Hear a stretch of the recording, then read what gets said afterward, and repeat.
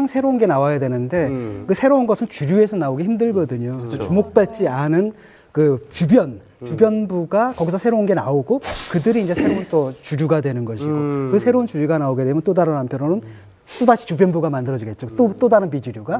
그게 이제 사실은 20세기 이후에 사회가 발전해온 모습이거든요. 그리고 비주류라고 할 때 꼭 B급은 아니에요. 특 A급이라고 생각을 해요. 특히 현대 예술가들 자기 이제 대중들이 몰라주잖아요. 그걸 또 너무 자랑스럽게 생각하는 겁니다. 만약에 현대 예술가가 작품 전시를 했는데 대중이 와가지고 선생님 작품 너무 좋았어요. 그러면 이 사람 상처받아요. 니까 짓게 내 작품 이해해야지. 내 작품 말이지 지금이 아니라 30년 후에 인정받아야 되는. 맞아. 본격적인 강의를 시작하기에 앞서서 김풍 작가님께 질문을 먼저 드려보겠습니다. 김풍 작가님의 웹툰 제목을 제가 좀 살펴봤는데요. 재밌습니다. 찌질의 역사. 그렇죠. 야매 셰프. 자신의 작품 제목을 이런 식으로 드러낼 수 있다는 건 평상시에도 주변인들로부터 너는 B급이야. 너는 찌질해. 이런 이야기를 좀 들어보신 경험이 있는 게 아닌가 하는 생각이 들었거든요.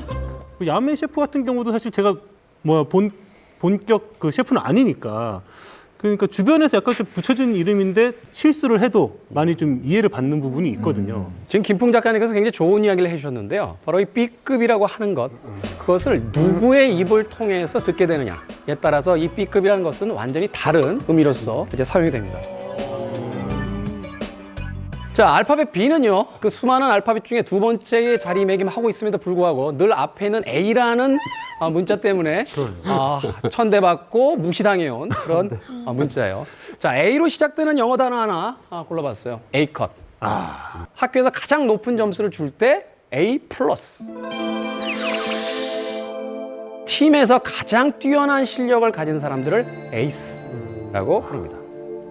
하지만 B라는 단어가 붙게 되면 우리말로 표현했을 때 삼류, 그렇죠. 한물간, 혹은 모자란. 그런데 이 B급이 21세기에 들어와서 전혀 다른 의미로 쓰이기 시작합니다. 남들과는 다른 것, 혹은 아주 특별한 것, 그리고 남들은 잘 모르는 것, 그리고 지금 중심에서 조금 벗어나 있지만 가치 있는 것.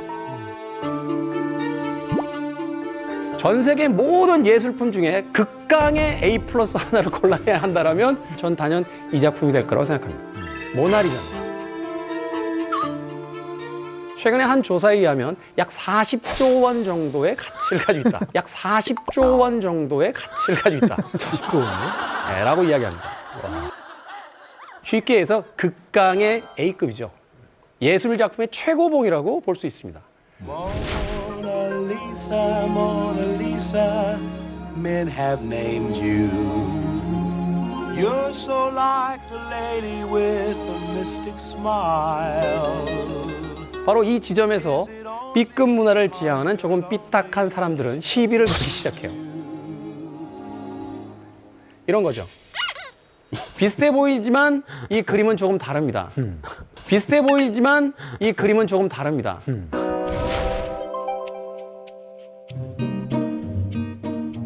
실제 그림도 아닌 이 그림 엽서에 그려진 모나리자 입술 위에 아주 장난스럽게 콧수염을 그려넣었어요. 마르셀 듀샹이라고 하는 프랑스 예술가의 이 작품은 최근 경매에 의하면 8억이 넘는 금액에 낙찰을 받았어요.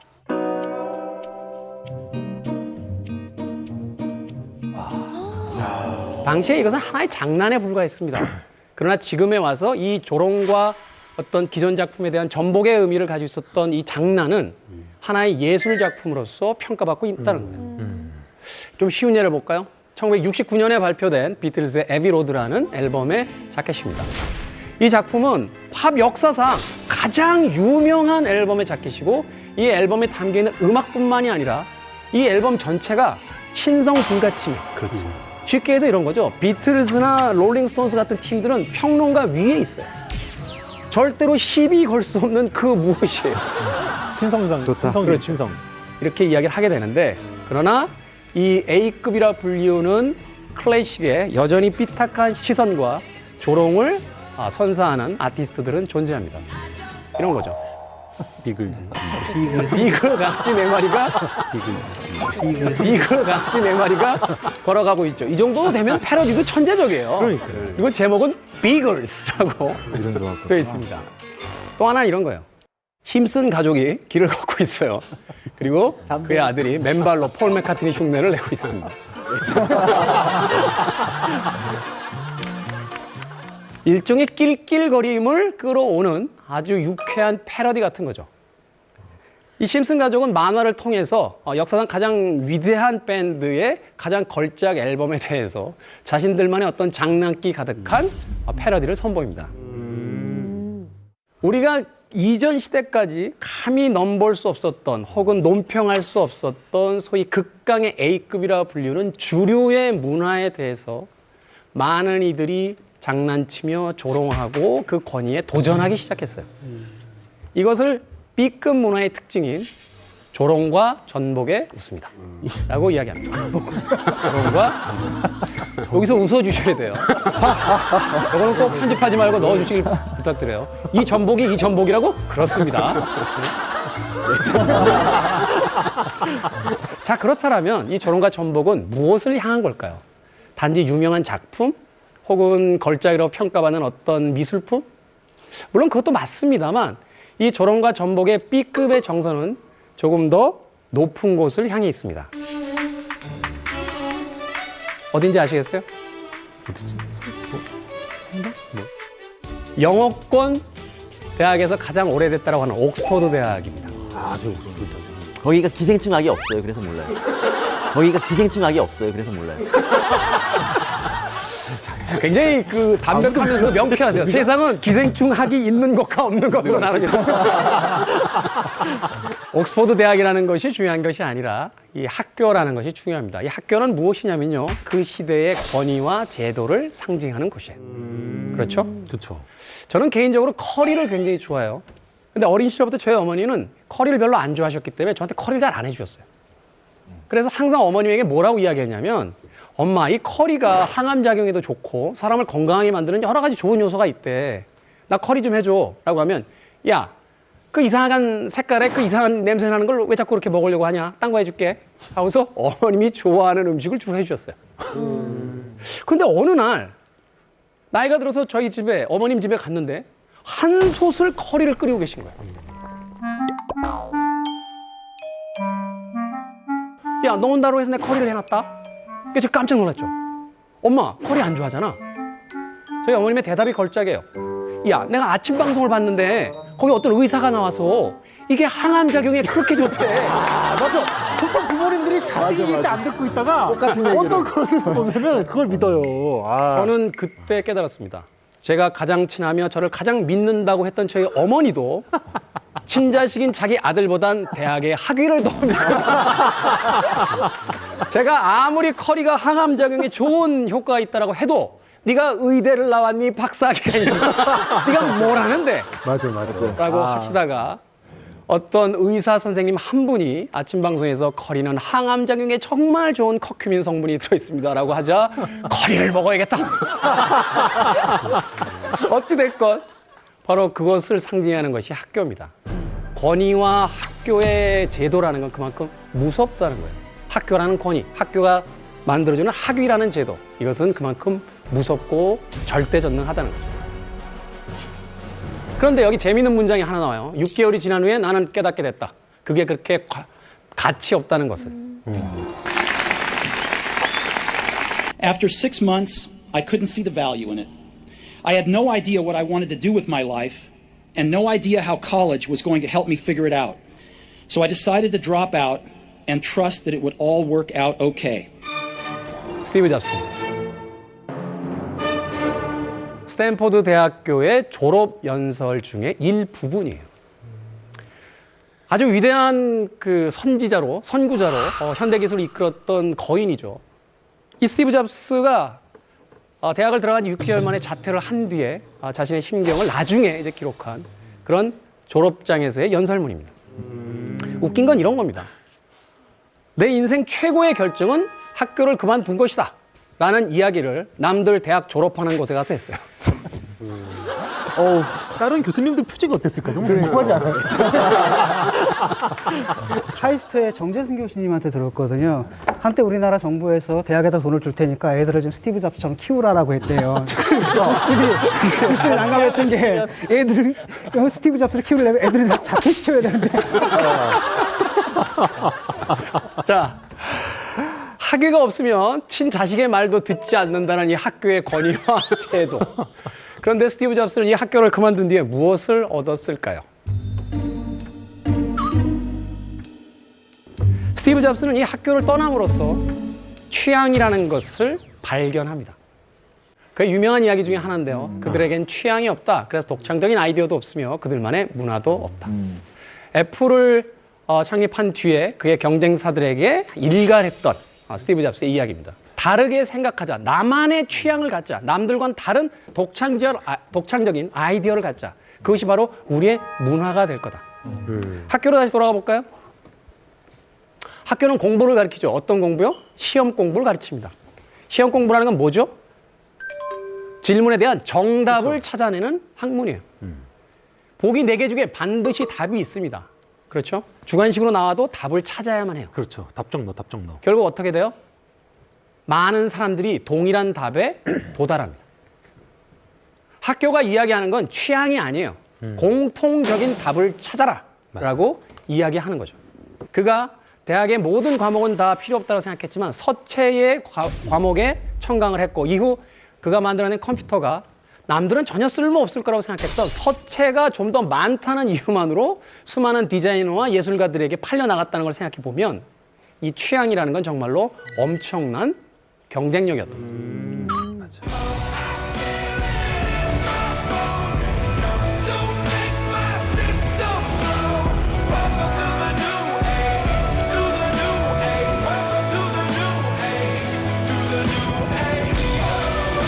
그 취향을 극단까지 끌고 간 인물이 바로 오늘의 주인공인 쿠엔틴 타란티노입니다. 영화는 그의 등장 이전과 이후로 나눠질 수 있을 만큼 많은 논쟁을 불러일으켰습니다. 그의 작품 중에 대표적인 저수지의 개들, 펄프 픽션, 그리고 앞서 설명해드린 킬빌이라는 작품. 그의 작품은 누구의 영화와도 닮아있지 않음으로써 쿠엔틴 타란티노라는 새로운 장르를 만들었어요. 그는 액션 장르도 아니고 호러 장르도 아니고 말하자면 블랙 코미디 장르도 아니에요. 그는 그 이름 자체가 하나의 장르가 된 사람이죠. 앞서 킬빌에 대한 이야기도 했습니다만 이소룡의 유니폼과 일본 사무라이 검이 등장하는 이 영화에서 이 칼을 만든 장인의 이름, 영화 속에서 핫도리 한조가 만든 장인의 검 이렇게 나옵니다.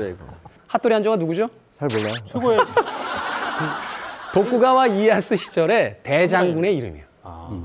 그러니까 일본 역사에서 중요한 인물을 가져다가 자신의 영화 속에서 칼을 만드는 장인의 이름으로 사용합니다.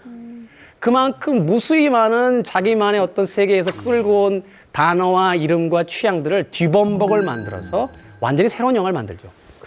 그가 등장했을 때 많은 인터뷰어들이 관습적으로 물어봤어요. 어느 학교에서 공부하셨습니까? 타란티노의 대답이 B급 취향의 결정판을 보여줍니다. 나는 영화를 가지고 이야기하지 않고 나는 영화를 봤습니다. 그의 직업은 비디오 가게 점원이었어요. 학교에서 지정한 커리큘럼을 공부한 사람이 아니에요. 그는 무수히 많은 영화의 세상에서 자기 취향대로 닥치는 대로 영화를 본 사람이에요. 그리고 그것을 가지고 자신의 취향과 자신의 세계를 만들어냈죠. 이 포스터에는 등장하지 않습니다만 마스타드라고 하는 그의 대표적인 영화를 보면 마지막 장면에 기가 막힌 장면이 나옵니다. 2차 세계대전의 원흉이라고 하는 히틀러가 등장하는데 연합군 특공대가 그를 폭파시켜서 제거해요. 히틀러가 어떻게 죽었죠? 진짜 황당해. 그거 보고 있으면. 히틀러는 2차 세계대전 말에 자신의 벙커에서 자신의 여자친구였던 에바 브라운과 결혼식을 마치고 자살했다 하는 것이 정설이었어요. 누구나 전 세계인이 아는 역사를 쿠엔틴 타란티노는 눈 하나 깜빡 안 하고 바꿔버립니다. 아니 뭐 어때? 놀자고 하는 짓인데 재밌자고 하는 짓인데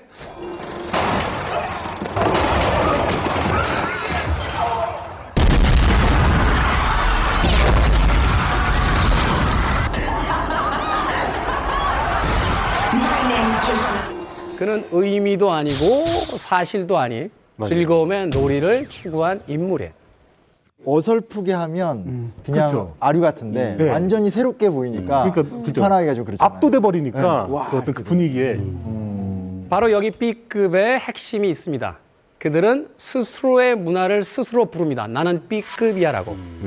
어떻게? 기존에 있던 권위와 제도를 조롱함으로써. 근데 왜 조롱해요? 재밌잖아. 재밌으니까. 즐겁잖아. 그거 이상의 무슨 더 큰 기쁨이 있을까? B급이라 불렸던 많은 창작자들은 꼭 그렇게 엄청난 의미와 기교가 있어야 할까? 그것은 우리를 즐겁게 해주지 않는데, 아니 오히려 우리를 즐겁게 만드는 건 놀이의 즐거움인데, 그 대표자가 바로 싸입니다. 그는 의도된 B급의 정서로 비디오를 만들었고 전 세계인들이 그에게 열광했어요. 오빤 강남스타일 강남스타일 오빤 강남스타일 싸이는 B급의 최정상에서 B급의 지향점은 바로 놀이의 즐거움이라는 걸 정확하게 이해했고 그것을 의도된 B급의 뮤직비디오를 통해서 전 세계인들에게 제안했어요. 놀아봅시다 라고. 그것을 통해서 21세기의 B급 문화라는 것이 대중들에게 또 한 번 알려지게 되는 계기가 되죠. 이렇게 마무리할 수 있을 것 같아요. 전 세계의 모든 예술 작품은 딱 2개의 평점밖에 없습니다. 내가 재밌으면 10점, 내가 모르겠으면 1점. 왜? 21세기의 주체는 대중이기 때문에. 과거의 시대는 예술이 대중을 무시했지만 21세기 B급 문화의 시대에 와서 대중은 예술을 무시합니다. 그리고 자신의 취향을 그 위에 놓죠. 이것이야말로 새로운 시대, B급 정서의 역습이라고 부를 수 있지 않을까 하는 생각이 듭니다. 고맙습니다.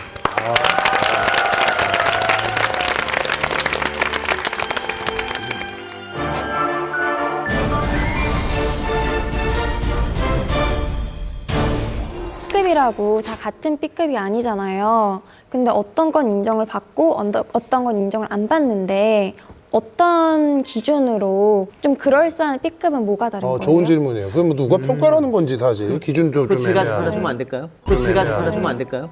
제가 보기엔 쪽수가 중요한 것 같아요. 그러니까 어떤 B급이라고 생각하는 이상한 취향을 나 혼자 좋아하면 사실 남들이 볼까 부끄럽고 그러기도 하는데 나 말고 인터넷으로 연결돼가지고 그렇죠. 걔도 좋아하고 이런 그룹이 되면은 정확합니다. 뭔가 이제 그제서야 이제 나도 당당하게 나 이거 좋아해라고 얘기할 수 있는 거예요. 맞아요. 그래서 저 동감되는 게 이 조선의 막 의복 같은 거 보면 사실은 기생들이 다 주도했거든요. 그러니까 보통 기생은 이제 천민급이잖아요. 근데 기생들이 이제 자신을 매력적으로 보여야 되니까 계속 신경을 쓰는데 그게 결국 나중에 가면 다 양반들도 교수들도 다 따라하고 따라해요, 그걸. 그래서 그 풍속화에 나온 것들 보면 사실은 그 사람이 사대부가의 여성이더라도 다 기생 패션들이에요. 그러니까 문화도 주류와 비주류로 나눠지고요.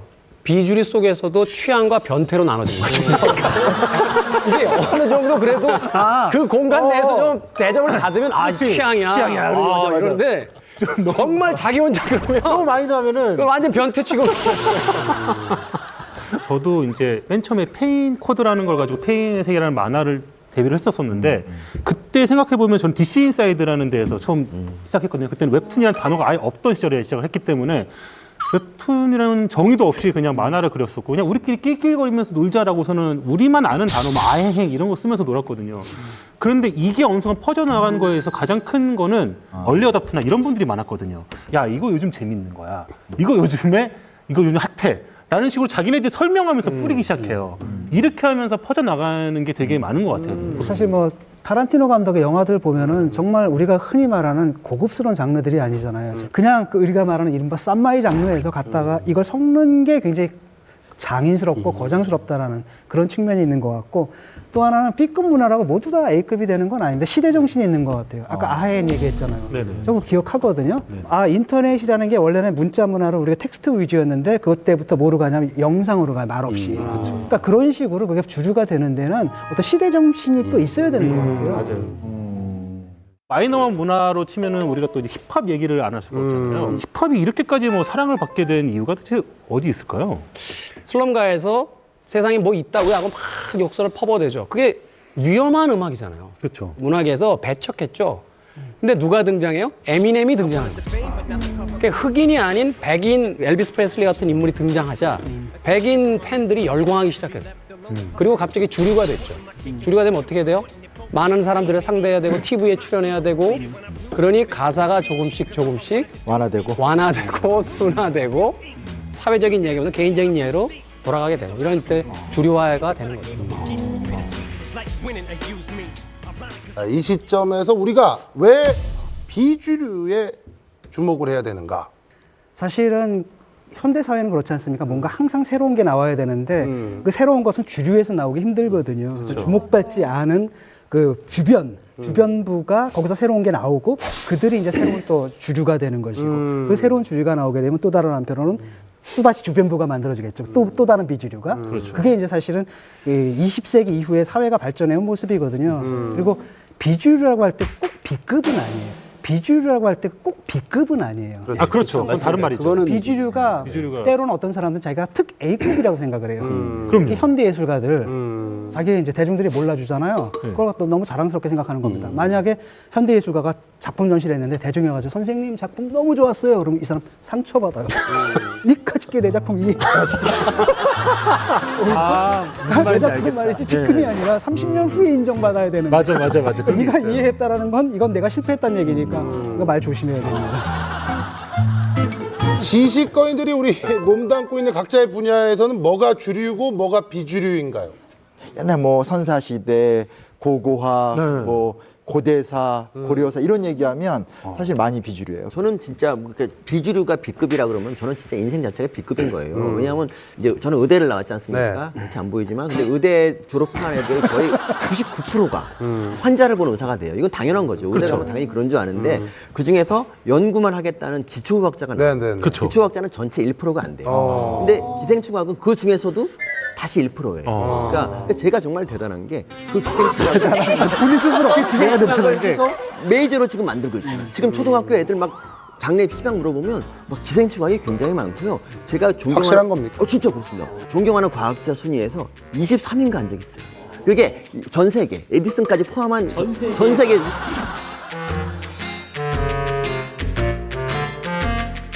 대부분의 사람들이 과학자를 10명 이상 못 되거든요. 뭐 하여튼 23입니다. 그럼 또 물리학은 좀 어떻습니까?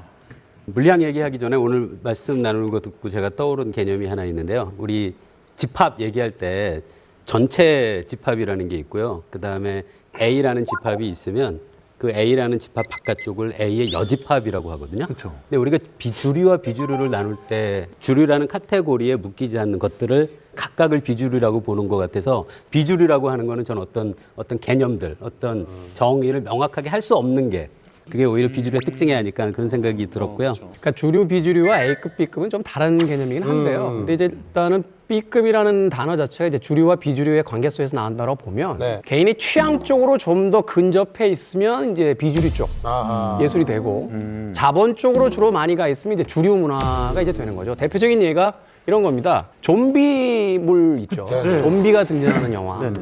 좀비는 주류일까요, 비주류일까요? 원래 비주류. 비주류예요. 완전 비주류였죠. 좀비가 등장했던 부산행이라는 영화는 1000만 명이 넘는 관객이 들었어요. 이 영화는 주류입니다. 어떻게 이런 일이 가능할까? 싸우는 인물 중에 이제 대표적인 인물이 마동석 씨가 등장하는데 주먹으로 좀비를 잡는 이 영화가 해외 영화제에서 출품됐을 때 기립박수를 받은 인물이 마동석 씨예요. 그러니까 좀비를 맨주먹으로 잡는 사람이 없단 말이에요.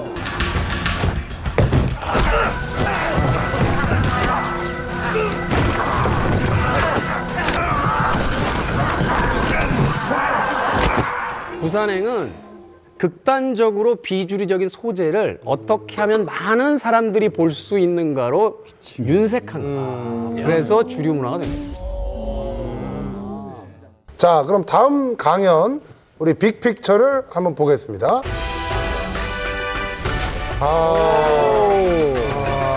요거는 제가 지금까지 본 우리 진중권 교수님의 빅픽처 중에서 그래도 조금 쉬운 그림이 나왔습니다. 그러네요. 소영 씨도 잘 아는 그림이죠? 네, 풀밭 위에 점심 식사.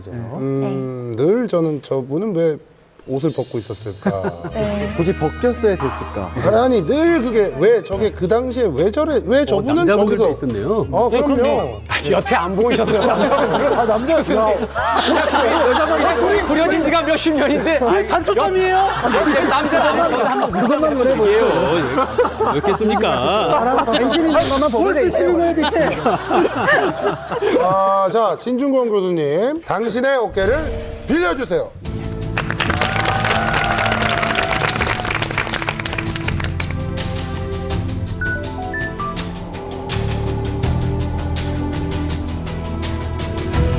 비주류가 주류가 되는 것은 미술사에서 너무 흔한 현상입니다. 그럼 뭘 보면 알 수 있냐면 미술사의 양식 이름들이 대부분 욕설이라는 걸 생각해봐도 알 수 있을 겁니다. 예를 들어서 로마네스크 양식 있죠. 네. 로마 애들 흉내낸 거 어설프게.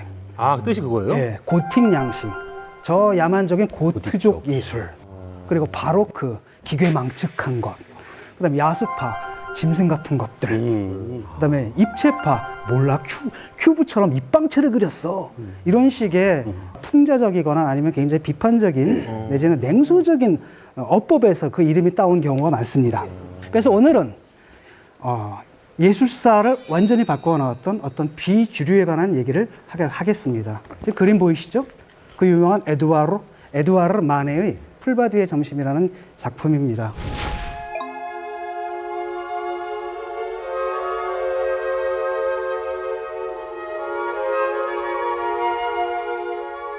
이 작품이 처음에 등장했을 때는 대중들은 물론이고 비평가들로부터 아주 혹평을 들었습니다. 심지어 뭐라 그러냐, 혹시 미친 거 아니야? 뭐 이런 소리까지 들었죠. 사실은 오늘날 볼 때 이거 별거 아니잖아요. 근데 왜 이렇게 그 당시엔 사람들에게 도발적으로 느껴졌을까? 왜냐하면 내용적, 형식적으로 모두 도발적이었기 때문입니다. 왜냐, 옛날에 누드를 그리려면 여신이어야 돼요. 그렇죠. 근데 그 현실의 여인이거든요. 두 번째로는 형식입니다. 어떻게 그렸느냐. 딱 보면은 저 여인의 몸을 보세요. 아직 모델링이 덜 끝난 것 같죠. 뭔가 미완성 같지 않아요? 네. 그래서 이렇게 입체적이라기보다 뭔가 평면적인 느낌이 들 겁니다. 왜 그림을 저렇게 그리느냐. 그래서 내용, 형식 두 가지 면에서 모두 다 혹평을 당했습니다. 자, 그럼 마네가 이 그림 왜 그렸을까?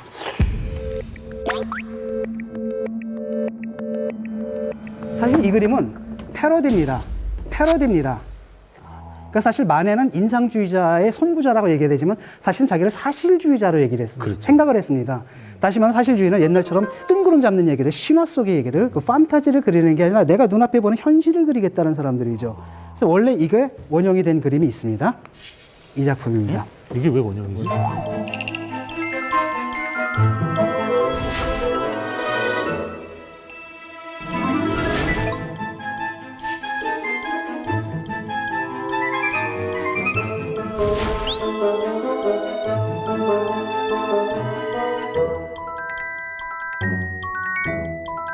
잘 찾아보세요.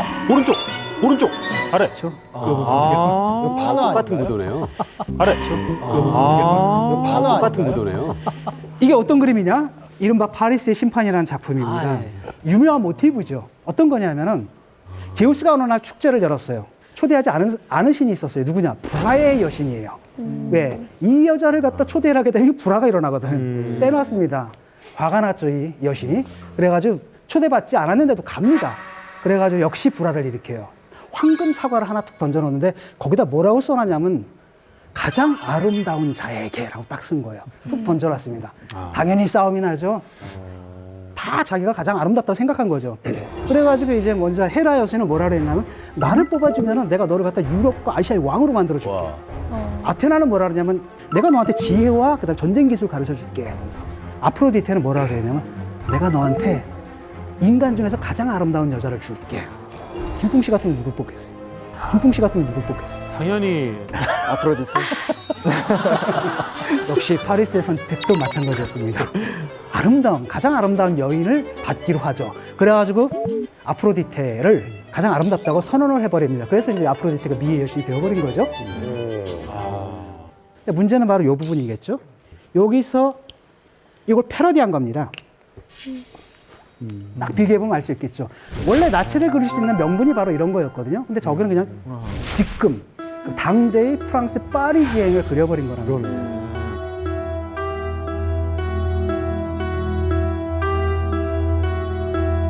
여기서 지금 두 남성은 누구냐면 그 강의 신들이에요. 네. 그 다음에 물의 요정이라고 하나요? 이렇게 있는데 이게 이제 뜬구름 잡는 얘기잖아요. 사실주의자는 난 안 그리겠다. 저런 걸 그리라고 하면 나한테 보여달라. 난 눈에 보이는 것만 그리겠다.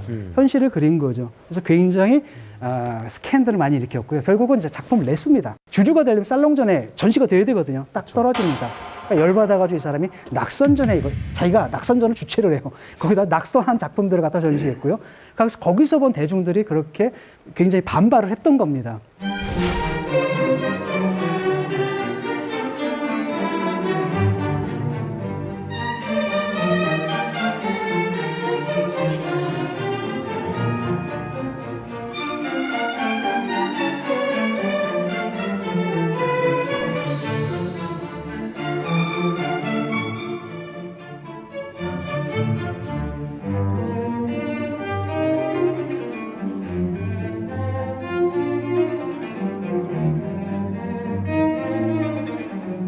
근데 더 큰 문제가 이제 그 다음에 이제 이루어집니다. 이거예요. 이거는 아까 그 봤던 풀바디의 점심과는 비교할 수 없을 정도의 커다란 사회적 스캔들을 일으키게 됩니다.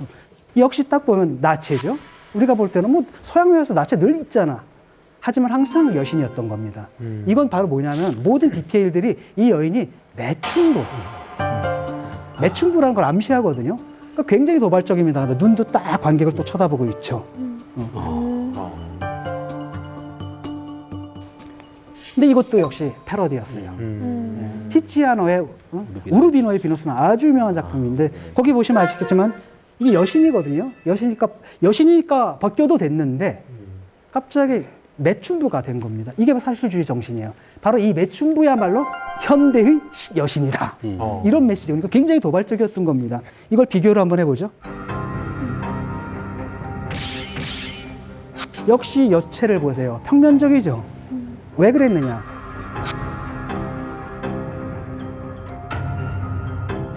야외광 효과입니다. 여러분들이 실내에서 보게 되면 이 물체가 입체감이 있어요. 그림자가 지기 때문에. 그렇죠. 그런데 야외에 나가게 되면 반사광이 사방에서 들어와요. 그림자를 지워버립니다. 그래서 공을 만약에 야외광 상태에서 보잖아요. 맞아요. 그러면 구로 보이는 게 아니라 원반으로 보여요. 지금 그렇게 되어 있다는 거죠. 근데 그뿐이 아닙니다. 또 하나가 있는데 그건 바로 저 꽃이에요. 저 꽃을 좀 확대해서 볼까요? 어떻습니까? 꽃의 윤곽이 어때요? 뚜렷하지가 않죠. 자, 여러분 그림 그린다고 생각해 보세요. 제일 먼저 뭐 하죠? 우리가 형태를 그리죠. 드로잉을 하죠. 그 다음에 색칠을 하죠. 여러분 뭐가 더 중요하다고 생각했어요? 그림에서. 스케치가 중요하지 않아요? 스케치가 중요하다. 그게 인상주의 이전까지의 관념이었습니다. 근데 그 이후부터는 형태가 별로 안 중요해요. 오히려 색칠을 더 중요시 여깁니다. 이걸 한번 비교해 볼까요? 다음 작품하고. 이거 확대해서 보면 윤곽이 다 보이죠? 원래는 이렇게 그렸어요.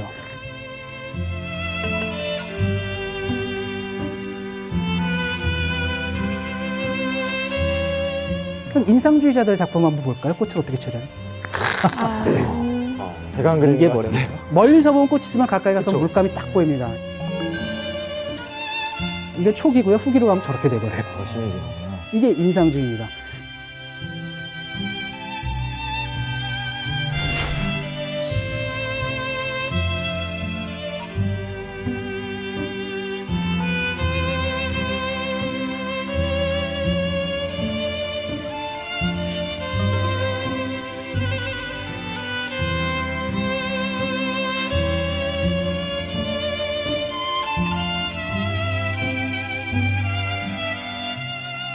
그러니까 옛날 사람들은 대상을 그렸으면 인상주의자는 대상이 반사되어서 들어온 빛을 그리는 거야. 망막에 맺힌 이걸 그리는 거죠. 시각적 인상을 그렸기 때문에 인상주의라고 이제 불리는 겁니다.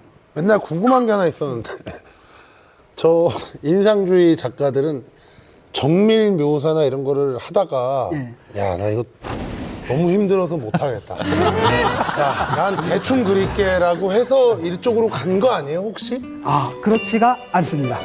그렇지가 않은 게 뭐냐면 이 사람들 보면 앞에 이 인상주의를 오기 전에 그린 그림들 보면 멀쩡합니다. 그러면 처음부터 인상주의 작가였던 사람들도 있나요?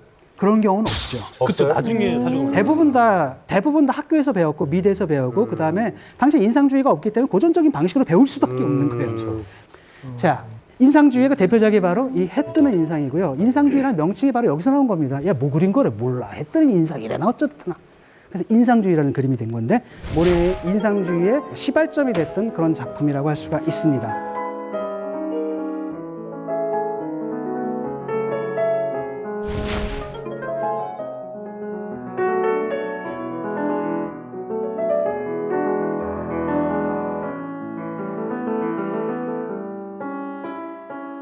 자, 인상주의자들은 뭘 그리려고 했냐면 빛을 그리려고 했어요. 색깔이라는 것은 반사광에 불과하다고 보는 거죠. 그럼 사물의 고유색이라는 건 존재할 수가 없는 거예요. 왜? 뭘 고유색으로 정할 수가 있겠습니까? 그런데 문제가 있는 겁니다. 빛은 매 시각각 달라지잖아요. 그럼 사물을 포착하기 위해서는 어떻게 해야 될까요? 여러 번 그리는 겁니다. 봄, 여름, 가을, 겨울, 아침, 점심, 저녁. 다 그린 거예요, 지금? 그러면 흐린 날, 맑은 날. 이게 수백 장의 시리즈가 있습니다.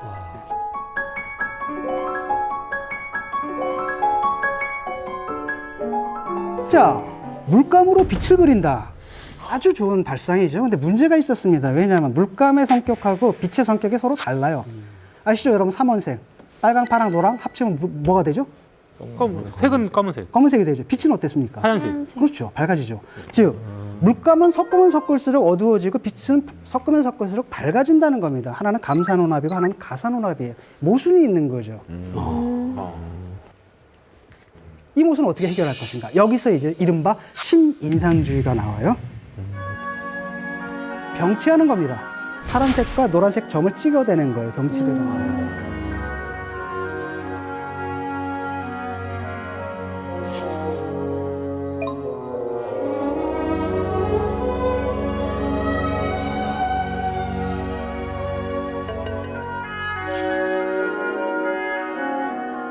자, 점점 화면이 밝아지죠. 점점 가면 갈수록 삼원색 위주로 가게 되면은 느낌이 좀 달라져요.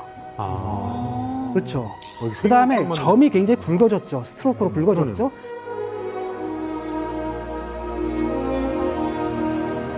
이렇게 된다면 더 이상 우리 눈에 들어온 인상이라기보다도 내가 느낀 대로 표현한 것 같은 느낌이 들죠. 이 방향으로 확 가면은 그 유명한 사람이 나옵니다. 누구냐? 고흐가 나오고. 고흐죠. 고흐 같은 경우에는 아마 점묘파의 흔적을 볼 수가 있을 겁니다. 스트로크 굉장히 길죠? 길지만 스트로크로 이렇게 되어 있고요.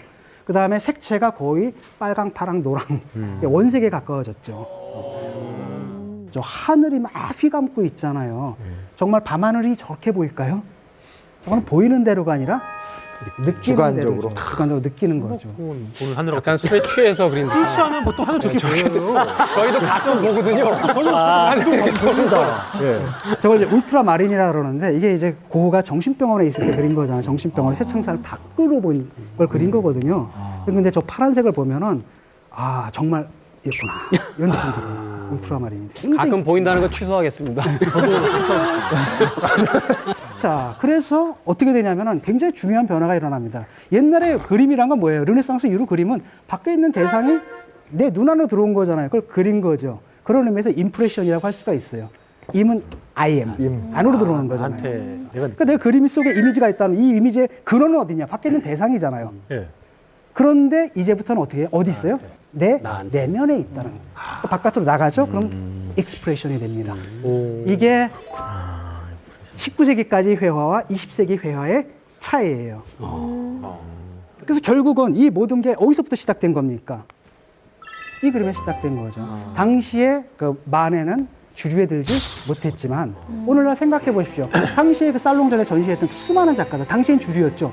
미술사를 보세요. 작품 등장해요? 하나도 안 등장해요. 우리는 그들을 뭡니까? 인정하지도 않고 기억하지도 못합니다.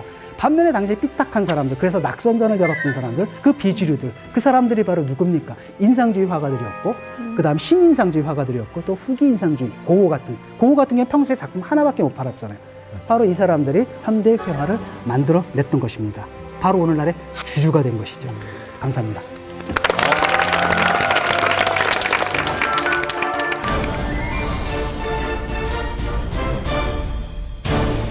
네, 진중권 교수님 강연 아주 잘 들었습니다. 우리한테 그 친근한 인상주의 그림이 당대에는 뭐 주류의 반기를 든 그 마이너였어요. 인상주의가 미술사에서 얼마나 중요한가요? 인상주의는 그러니까 르네상스 회화에서 현대 회화로 넘어가는 그 과도기의 역할을 한 겁니다. 다리의 역할을 한 거죠. 그러니까 인상주의가 없었으면 오늘날 우리가 보는 현대 미술이 존재하지 않았다라고 얘기할 수가 있는 거죠. 저는 강연 들으면서 진경산수화가 생각났어요, 사실은. 그러니까 동양에서는 보통 산수화가 송나라 때 발전되고 이게 사실은 보이는 걸 그리는 게 아니라 자기 내면의 어떤 수양의 깊이 있는 걸 그리는 건데 이제 이게 조선 후기 오면서 눈에 보이는 인왕산을 그리잖아요. 그러니까 강연 듣다가 이런 변화? 아무것도 아닌 것 같지만 엄청난 변화 느낌 딱 오더라고요. 연결고리도 있네요.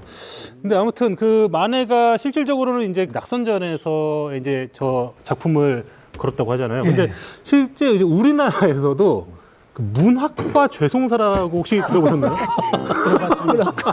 문학과 지성사가 원래 있잖아요. 거기서 떨어진 분들이 하는 이제 문학과 죄송사라고. 책 디자인도 흡사해요. 그러니까 비슷하게 만들어놨어요 이게.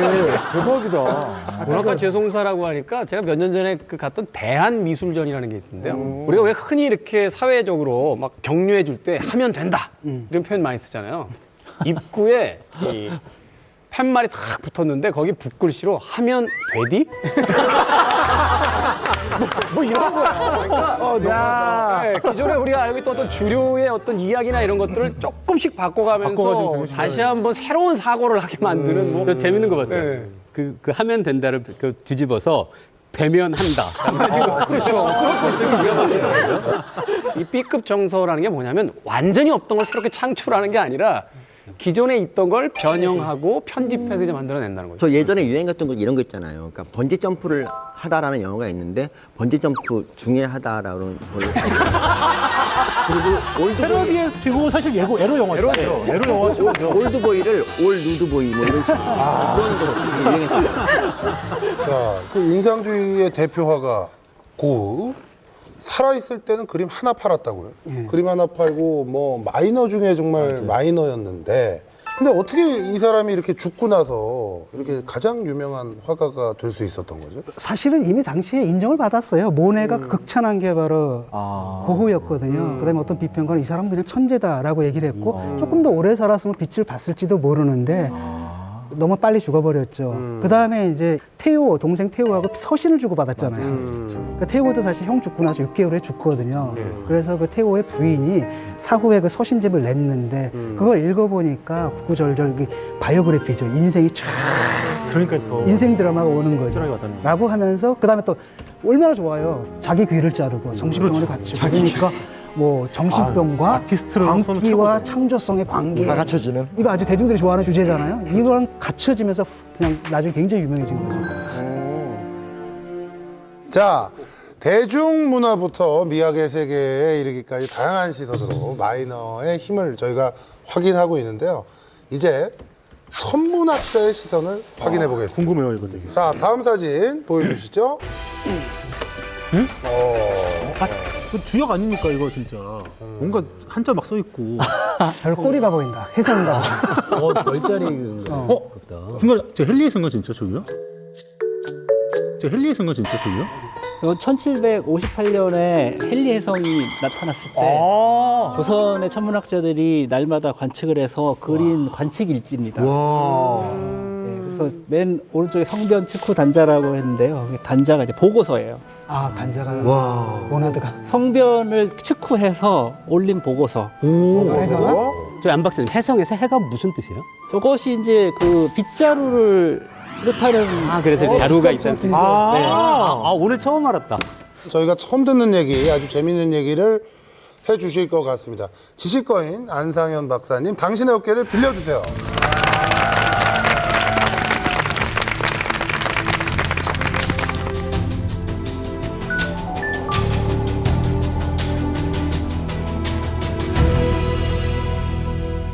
오늘은 이제 비주류 또 마이너 이런 거를 주제로 해서 말씀을 드리게 됐는데 천문학은 소수가 하기 때문에 비주류가 된다고 생각을 해요. 그래서 천문학이 비주류고 마이너다라고 이야기를 하면은 안 좋아하실 분들이 많이 있을 것 같아요. 그렇죠. 우선 여러분이 이제 잘 아시는 분들입니다. 이제 아시나요? 코페르니쿠스, 브루노, 갈릴레오, 갈릴레이. 이분들은 공통적으로 지구가 태양 주위를 돌고 있다라는 말을 한 거예요. 코페르니쿠스는 사실 신부님이었어요. 근데 평생 이 말을 못 하다가 죽기 직전에 하셨어요. 왜냐면은 이제 종교적으로 피해를 받을 수 있으니까. 그래서 책도 천구의 해전에 대하여라는 책도 쓰셨는데 거의 죽기 직전에 출판하시고요. 브루노는 이탈리아 분인데 생전에 말씀하셨다가 화형을 당하셨어요. 화형을 불에다 태워서 처형을 당했습니다.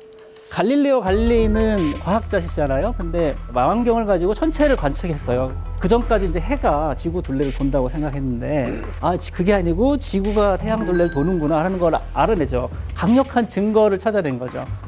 그런데 이제 그거를 책에다 냈는데 결국에는 어떻게 됐냐면 종교 재판에 해부가 돼서 다시는 너 그런 얘기 하지 마 하고 안 하겠다고 선언을 하고 나오면서 뭐라고 얘기했습니까? 그래도 지구는 돈다라고 얘기했다고 그러죠. 예. 물론 이제 역사가들에 따르면은 그거는 나중에 사람들이 지어낸 얘기다 하는데요.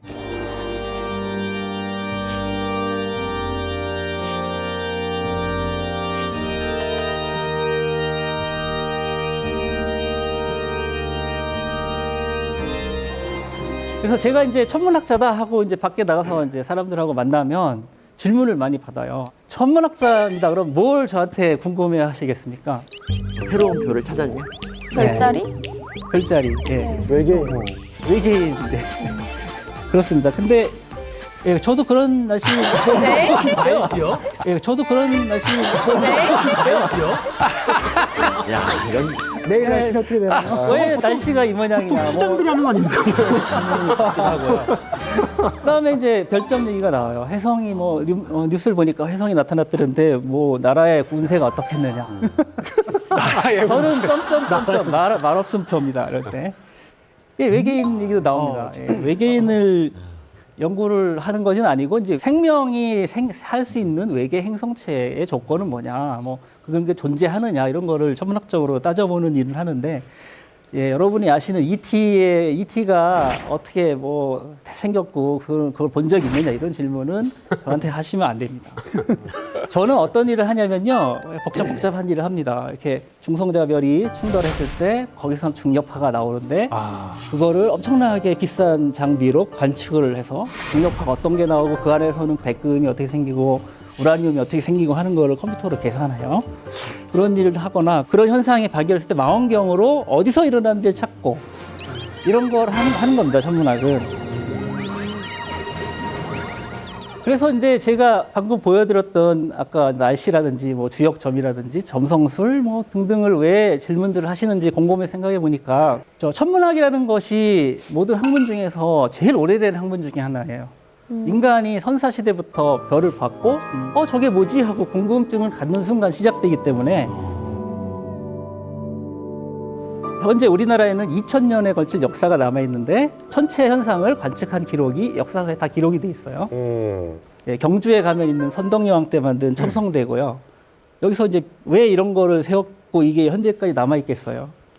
주로 우리나라 동양권에서는 나라의 운명을 점쳤고 서양에서는 개인의 기륭을 판단하는 데 썼죠. 하늘의 해, 달하고 행성들의 움직임을 다 잘 관찰해가지고 우리가 역법이라는 걸 만들었습니다. 역법은 보통 교과서나 이런 데 보면 달력이라고 돼 있는데 그런 것이 아니고 그러한 천체들의 위치를 계산하는 방법이에요. 그래서 역법으로 아까 제가 말씀드렸다시피 해, 달하고 행성들의 위치를 계산해서 해하고 달의 위치를 잘 계산하면 일식이나 월식을 계산할 수 있고요. 또 하나는 동양에서는 특별히 뭐가 있었냐면 천문역법이 왕의 권한, 왕이 미리 계산해야만 백성들한테 알렸을 때 왕이 권위도 쓰고요. 그다음에 혼란을 방지할 수 있잖아요. 그래서 그게 되게 중요했다는 거고 1월 화수목금토를 우리 맨날 보잖아요. 네. 달력에 써 있잖아요. 그거를 이제 칠정이라고 그러거든요. 그래서 그 칠정의 위치를 계산하는 법에서 이제 칠정산이라는 역법을 세종 때 만든 거예요.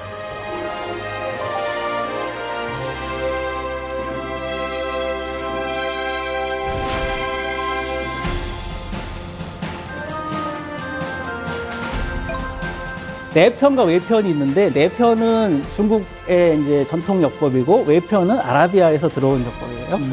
예, 수시력하고 대통령이라는 것이 이제 바탕이 된 게 내편인데 그걸 연구한 분들이 여기 보시는 정흠지, 정초, 정인지. 제가 이제 보통 정삼 트리오라고 그러는데 정삼 트리오. 연배 차이는 좀 있어요. 이분들이 차례대로 하는데요. 역법에 진짜 일을 하신 분들은 이분들이에요. 세종 때에 예, 정음지란 분이 이제 그 옛날 역법을 잘 이렇게 교감을 한다고 그러죠. 잘 이렇게 고쳐 놓으시고 정초가 그 요즘 말로 포토그래픽 메모리를 갖고 계셔가지고요. 계산 그 엄청난 기상한 머리예요. 눈길을 한번 스치면 머릿속에 딱 저장이 되는. 그랬다고 했고 정인지란 분도 5살 때 뭐를 했고 막 이런 게 이제 전설적으로 나오는데 특히 수학을 잘하셨대요. 정인지란 분이. 그래서 세종하고 유일하게 수학하고 천문학에 대해서 얘기할 수 있던 분. 세종이 그렇게 뛰어난 거예요. 네, 이제 다음에 나오는데 세종이 정인지에게 계몽산을 배웠다. 이렇게 나와요. 그러니까 이게 이제 계몽산이라는 책이죠. 산학계몽이라는 책인데요.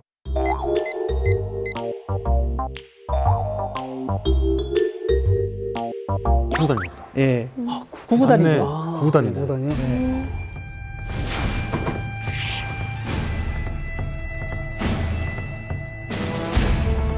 세종대왕이 이런 거 이제 더 놓고 정인지하고 앉아가지고 네, 풀고 있었던 거예요. 대단하다.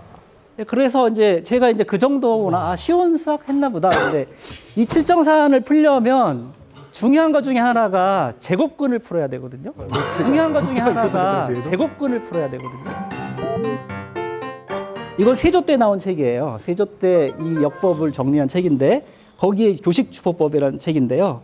그 세조가 명을 하기를 이거를 우리 아버지가 아바마마가 지으셨는데 아직 출판이 안 되고 있으니까 이거를 주석을 달고 예제 문제를 하나 넣어가지고 책으로 완성해서 출판을 해라. 예, 루트를 계산한 겁니다. 그래서 시로 돼 있어요, 계산법이. 그리고 여기에 조그만 글자로 주석을 쭉 달았고요. 여기에 예제가 있는 거예요. 지금 면적이 96만 4,324척이 있는데 묻기를 평방면은 얼마냐.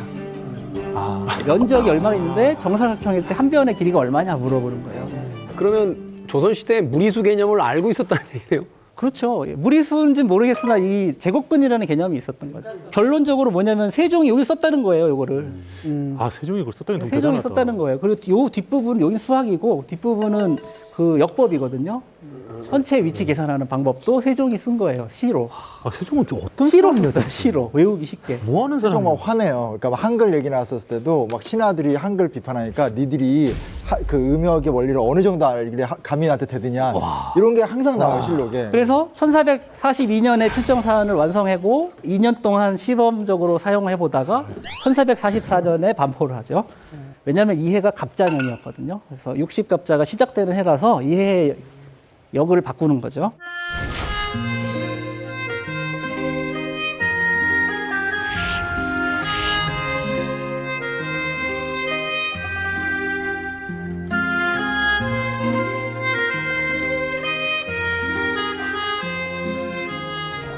그래서 이 역법을 한 200년 잘 썼어요. 근데 이제 청나라 병자호란 있고 나가지고 이제 청나라에서 시헌역이라는 걸 역법을 바꿨는데 조선도 몇 년 후에 이제 바꾸게 됐죠. 그래서 200년 정도 지나서 이제 시헌역이라는 걸로 바꿨어요. 근데 문제가 있었습니다.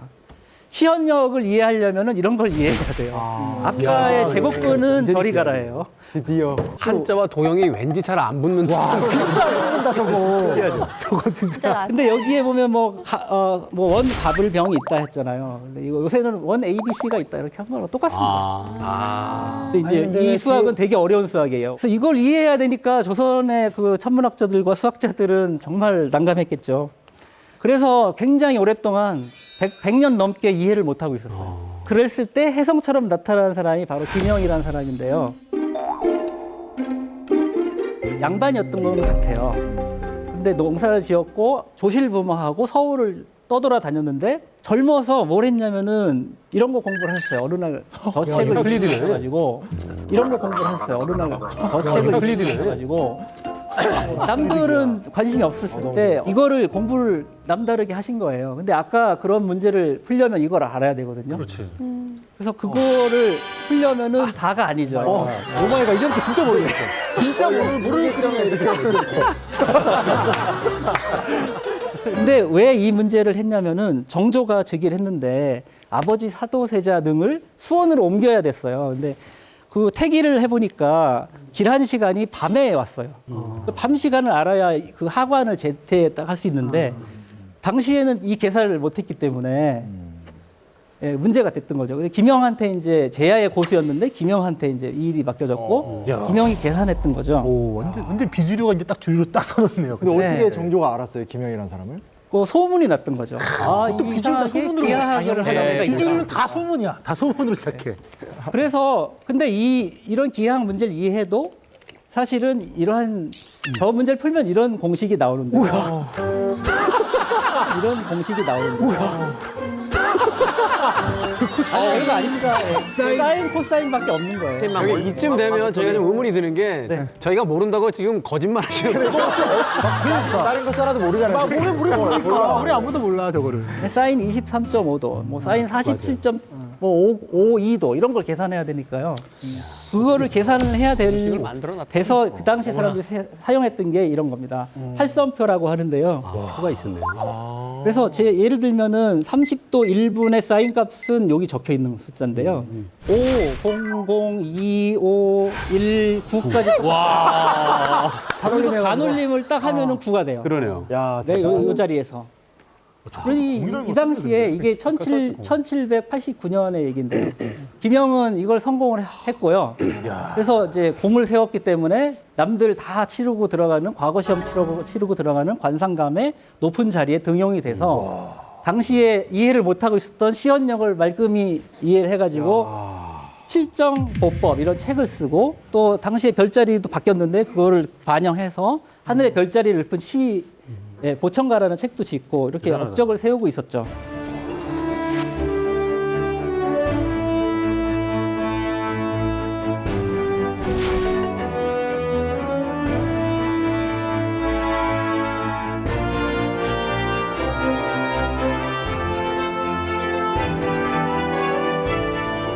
근데 정조가 죽고 나가지고 자기 후원해준 사람이 없어졌죠. 그리고 또 시기를 많이 받았어요. 자, 남다른 능력이 있었기 때문에. 귀족 가문도 아니고. 네, 그리고 이미 이런 뭐 매뉴얼을 만들어 놨기 때문에 더 이상 필요가 없다 이렇게도 볼 수 있어요. 야, 이거 완전히 교사구팽. 아, 이러면 안 되죠. 진짜. 그래서 매일 이제 모욕하고 좀 이렇게 괴롭혔다고 합니다. 동료들도 괴롭혔고. 그래서 내 좋아하는 연구 할래 하고선 사표를 내고 나와서 한 10년 정도 연구를 하다가 순조 때인데 이때 대기근이 몇 번 오는데 그때 굶어서 돌아가셨어요. 오 마이 갓. 아, 진짜 안타깝네요. 그래서 제가 굶어 죽었다에 이렇게 강조점을 하고 싶은 건 아니고 당시에 만든 이 칠정보법이라는 역법 이것은 그 이후로도 1894년까지 쭉 100년 이상을 사용합니다. 그래서 그 이후에도 이분이 혁혁한 공을 세운 거죠. 그럼 가보기역 때 태양력이 들어왔다는 말이 나오는데 그 전까지 이걸 썼다는 얘기예요? 네. 그래서 1894년에 가보개혁이 돼서 그 다음 해 역법부터 바꾸는 거죠. 을미년 역법부터. 네. 이런 일을 했지만 보통은 이분이 중인이라고 밖에 볼 수가 없거든요. 그래서 문집도 없고 그래서 이름은 안 남아 있는데 저 같은 사람이 이제 이런 거 읽어보면은 이 사람이 이런 일을 했구나 하는 걸 알아줄 수 있잖아요. 그렇죠.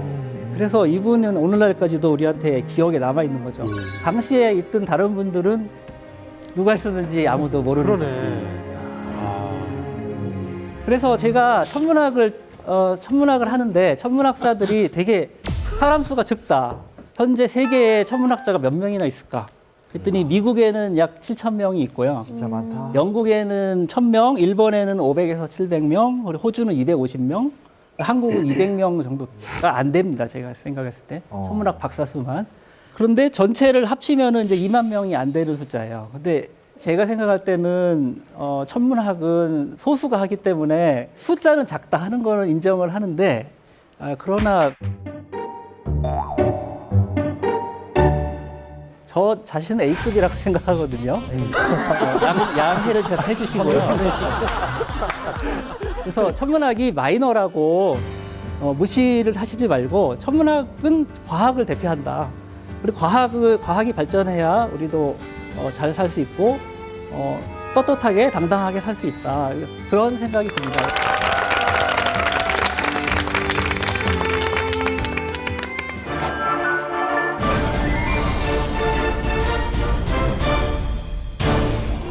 자, 안상현 박사님의 그 천문학에 대한 뭐 재밌는 얘기들 잘 들었습니다.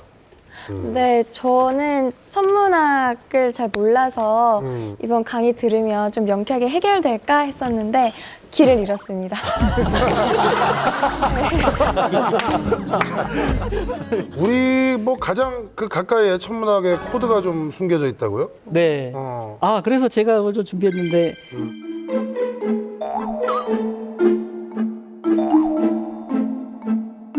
네, 이 지갑은 어제 저녁에 선물 받은 지갑입니다. 제가. 헐 주시는 거예요? 감사합니다. 네, 저도 5만 원짜리로 하면 안 돼요? 아니 갑자기 왜? 이게 이제 10,000원권인데 이 안에 이제 그 천문학 코드가 들어있어요. 그래서 앞면을 보시면은 이거는 이제 제가 여러 차례 말씀드린 세종대왕이시고 그 배경으로 빨간색 점하고 하얀색 점이 평생의 달하고 해계. 네, 네. 이게 일월오봉산도라는 거고요. 일월. 네, 그래서 해 달이 있고 뒷면을 또 보시면은 이쪽에 뒷면을 보시면은 이 먼저 딱 보이는 게 딱 짙게 돼 있는 게 이제 혼천이라는 건데요. 예, 이것은 이제 혼천 시계라는 거의 일부 부품이고 가운데 동그란 구가 있잖아요. 이게 네네. 지구예요. 그래요? 지구를 해하고 달들이 도는 거를 이제 요즘 말로 그렇게 하는 지동설을 해. 시뮬레이션. 그리고 지동설의 선동. 배경을 잘 보시면은 별자리가 그려져 있어요. 네네. 그것은 이제 천상열차 분야지도라는 거예요.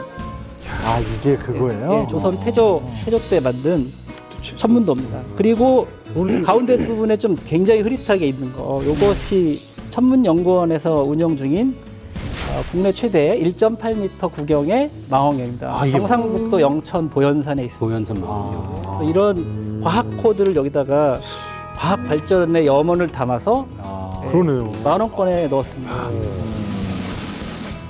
근데 이 우리 조선 천문학이 말이죠. 과거 자료로 끝난 게 아니라 최근에 어떤 국제적인 연구에 아주 큰 도움을 줬다고 하던데 이게 무슨 얘기인가요? 네, 세종 때죠. 역시 이것도 세종 때 이제 세종실록을 보면 뭐 객성이 나타났다는 기록이 나와요. 어느 뭐 천창성인가 하는 별자리에 전에 없던 별이 나타난 거죠. 근데 하여튼 그걸 가지고 요즘 이제 천문학자들이 신성이라고 그래가지고 별이 이제 약간 뭐 폭발 현상을 보이는 게 있는데 폭발하면 물질들이 밖으로 나갔을 거 아니에요. 그래서 그것이 이것이 거꾸로 이제 그 속도하고 크기 이런 거를 가지고 언제 폭발했는지를 계산해 보니까 세종 때 기록된 그 연도하고 맞더라. 오, 신기하다. 그래서 위치하고 여기 맞는구나 해서 그런 연구를 한 것이 있죠.